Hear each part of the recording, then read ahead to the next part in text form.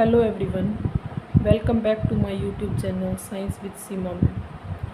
जैसा कि हमने लास्ट वीडियो में एसिड के बारे में पढ़ा था, एसिड की जो केमिकल प्रॉपर्टीज़ है उनके बारे में किया था। हमारा chapter acid basis and salt वाला चल रहा है, जिसके लास्ट वीडियो में हमने एसिड की केमिकल प्रॉपर्टीज़ के बारे में पढ़ा था। तो आज इस वीडियो के अंदर हम बेसिस की केमिकल प्रॉपर्टीज़ के बारे में पढ़ेंगे कि बेस की क्या केमिकल प्रॉपर्टी है। तो सबसे पहले जो बेसिस की केमिकल प्रॉपर्टी है उनमें सबसे पहले आता है हमारा reaction of base with metal, कि बेस है वो मेटल के साथ कैसे रिएक्ट करता है। ठीक है, देखो कुछ मेटल्स हैं, सब metals react with basis to liberate hydrogen.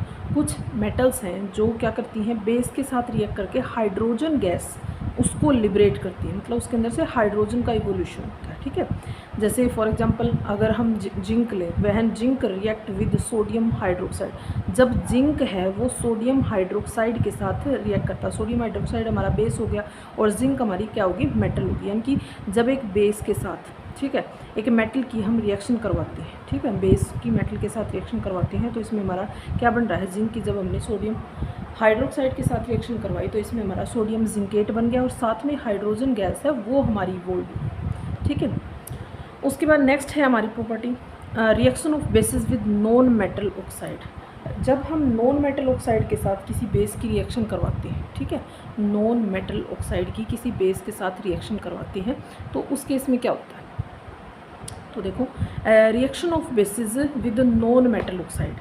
Basis when react with non metallic oxide they produce metal salt and water. तो वो मेटल साल्ट, देखो बेस है जब रिएक्ट करता है नॉन मेटालिक ऑक्साइड के साथ तो वो क्या प्रोड्यूस कर रहा है, मेटल साल्ट और वाटर बना रहा है। मतलब इसमें हमारा साल्ट और वाटर की फॉर्मेशन हो रही है। यानी कि जो हम मेटालिक नॉन मेटालिक ऑक्साइड लेंगे वो हमारा कैसा होगा, एसिडिक होगा। ठीक है, क्योंकि जब बेस किसी एसिड के साथ रिएक्ट करता है, जैसे कि हम पीछे कर चुके हैं, एसिड की जब हम किसी बेस के साथ रिएक्शन करवा रहे थे तो उसमें साल्ट और किसकी, वाटर की फॉर्मेशन हो रही थी। ठीक है, यानी कि न्यूट्रलाइजेशन रिएक्शन होता है। तो सेम केस इसके अंदर भी है। इसमें हम किसकी रिएक्शन करवा रहे हैं, एक नॉन मेटालिक ऑक्साइड की रिएक्शन करवा रहे हैं। जैसे मान लिया हमने सोडियम हाइड्रोक्साइड की CO2 के साथ रिएक्शन करवाई तो जो CO2 का नेचर है वो कैसा होगा, एसिडिक नेचर का होगा। ठीक है, उसकी वजह से हमें क्या मिलेगा, साल्ट की फॉर्मेशन होगी, यानी कि Na2CO3 बनेगा हमारा और साथ में क्या होगी, वाटर की फॉर्मेशन होगी। ठीक है, उसके बाद नेक्स्ट हमारी प्रॉपर्टी आ जाती है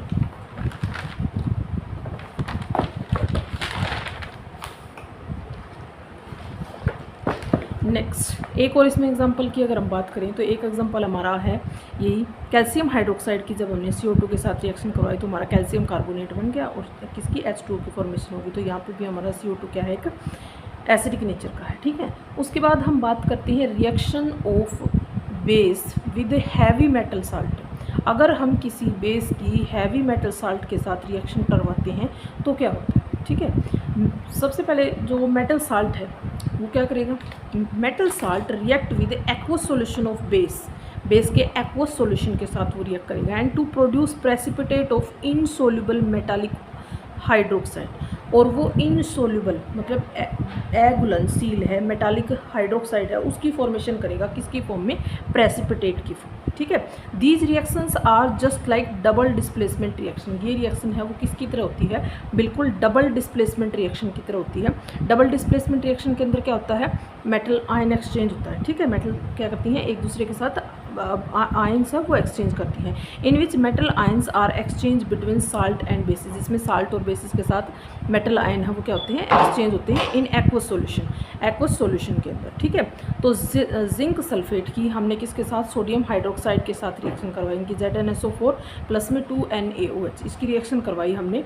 ठीक है, तो हमारा क्या बन गया, सोडियम सल्फेट Na2SO4 और प्लस में क्या बन गया हमारा ZnO का ट्वाइस। तो ये जो बनेगा ना, ये हमारा क्या बनेगा, प्रेसिपिटेट बनेगा, यानी कि प्रेसिपिटेट की फॉर्म में बनेगा और इसका कलर कैसा होगा, वाइट कलर होगा, यानी कि वाइट कलर के प्रेसिपिटेट हैं वो बनेंगे। सेम है जब हम FeCl2 की रिएक्शन करवा रहे हैं किसके साथ, NaOH के साथ। ठीक है, तो हमें क्या बनेगा, NaCl, साल्ट की फॉर्मेशन होगी। ठीक है, और प्लस में FeOH का ट्वाइस, इसमें भी प्रेसिपिटेट बनेंगे, लेकिन इसमें कैसे प्रेसिपिटेट बनेंगे, ब्राउन कलर के प्रेसिपिटेट बनेंगे। ठीक है, इसी सीरीज़ में जो बेसिस हैं, जैसे हमने एसिड के बेस के साथ रिएक्शन करवाई थी, सेम एज अगर हम बेस की किसी एसिड के साथ रिएक्शन करवाते हैं, ठीक है, जैसे बेस की अगर हम किसी एसिड के साथ रिएक्शन करवाते हैं, जैसे ये था हमारा reaction of acid with basis, acid की हमने बेस के साथ रिएक्शन करवाई थी तो हमें क्या हुआ था, न्यूट्रलाइजेशन रिएक्शन मिली थी, यानी कि साल्ट और वाटर की फॉर्मेशन हुई थी। तो सेम एज जब किसी बेस की किसी एसिड के साथ रिएक्शन करवाती हैं तो उस केस में भी हमें साल्ट और वाटर की फॉर्मेशन होती है। ठीक है,